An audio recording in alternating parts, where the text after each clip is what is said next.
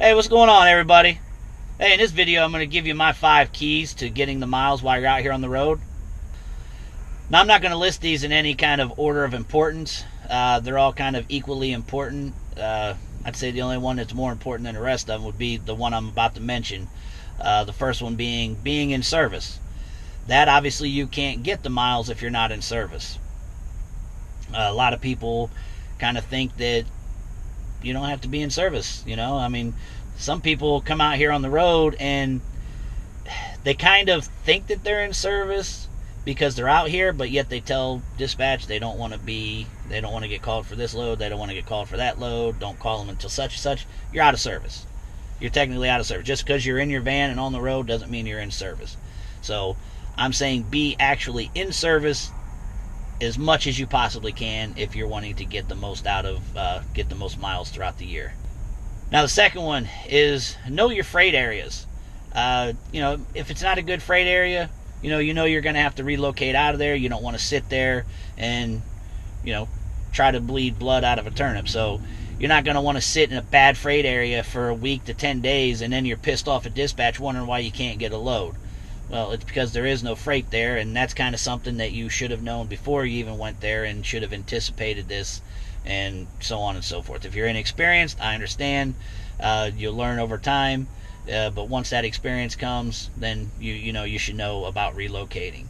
Now, the other part about where you're at, sometimes there's drivers that like to have 50, 75 miles, or maybe you're thinking even 100 miles is good, but in my experience and what I like to do and what works for me is I pick one of those cities that I'm sitting in the middle of and I get right in there. I get right on top of there.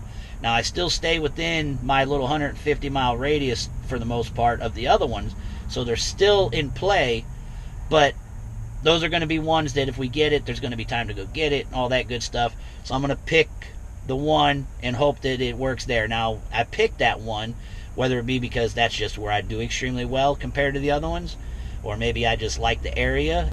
Now, next is using your time in between loads, time to be prepared to take the next load. And what I mean by that is, and I've mentioned this before in another video, but you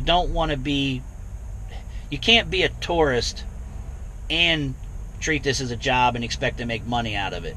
You're not going to maximize your earnings by being a tourist / expediter. So also by making the most out of it, my sleep pattern, when I decide I'm going to relocate, if I have to relocate, how am I going to manage that? Do I have some maintenance I need done? So I'm going to try to schedule that according to the peak time of the days. First thing in the morning, really not a good time for expediters to get freight for the most part. There might be some carriers that do. Some of you may say, hey, I always get freight. That may be. But as a whole, it doesn't happen very much first thing in the morning. So maybe you want to go and get your maintenance done first thing in the morning, an oil change or whatever. So you're going to be there first thing in the morning, get it done. By the time it's done, bam, you still ain't lost none of the day. You still have the whole day. Maybe you need some laundry done. Pick the right day of the week or the right time to do that. So just all those things come into play in making sure you're being ready for the next load and ready to go. The fourth thing being load acceptance. And what I mean by that is don't turn down a bunch of freight. That's not to say you can't turn anything down. It's just be smart about what you do turn down. Even be smart about what you accept. Don't always be looking for that home run. The longest run isn't always the best run. So be smart about the choices you're making on your loads. For the most part, I pretty much take mostly what's thrown at me, and that helps. That's definitely helps me as far as getting the miles. Now, I'm able to do that because overall I know that I'm being taken care of from the carrier I'm with. They take care of me overall, so I have no qualms with that. I don't have to be super picky. I just find it that grinding, just keep running, keep chugging away and poking away until you grab some momentum and everything seems to get rolling that way. So load acceptance is a big deal. Now, fifth on this list is your relationship with dispatch. Now, that is going to come with you know, kind of the fourth I just talked about is going to kind of tie into this fifth one, because load acceptance and how picky you are about a load, or how easy it is to deal with you as far as giving you a load or booking you a load, that's going to make your relationship with dispatch easier or harder, you know, according to what you're doing. So if I have a good relationship with dispatch and they know me pretty well, they don't have to call me, you know, and spend time on the phone with me, and then somebody else might have already, you know, covered that load or put a bid on it, you know, before my dispatch was able to call back and put a bid on that. So I could lose it by being on the phone, always trying to negotiate and be picky and all this good stuff. So having that kind of good working relationship with your dispatch, obviously, you know, if you get along with your dispatch, I mean, no matter what people thinks, dispatch isn't. There's some dispatches that will intentionally screw you, but for the most part, if a dispatch likes you and knows you've been sitting, I mean, that dispatch is going to work a little harder for you. I mean, it just is what it is. It may not seem right, but it is. I mean, we all do certain things a little better or whatever for people we like. So just kind of common sense, man. Why not have a good relationship with them?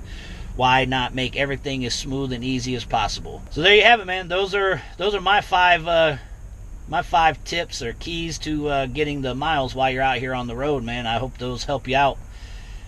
As I said, it works for me, and I don't care. I believe that no matter what carrier you sign with, I believe if you follow these five keys here, that you will get the miles out of where you're at. There's other things that come into play, but this will work. I have no doubt in this. I have other people that I've helped out, you know, try to give advice to and whatnot that are new, and you know, it works for them as well. It's just a me thing. It's a process and doing things a certain way. It will work. So hopefully you make use of these things and it works out for you. If you have anything that I didn't mention in this that you feel might be more important than what I listed, maybe I did forget it, but yeah, put it in the comment section and let me know. Or you have any questions about what I did list, comment in the comment section below and I will get back to you. And again, please don't forget to like and subscribe. I'm really trying to stay on my channel this year, and in order to get this information out and to get it out there, you know, it helps for you guys to like and subscribe, and I definitely appreciate you guys watching the videos, man, and you guys all be safe.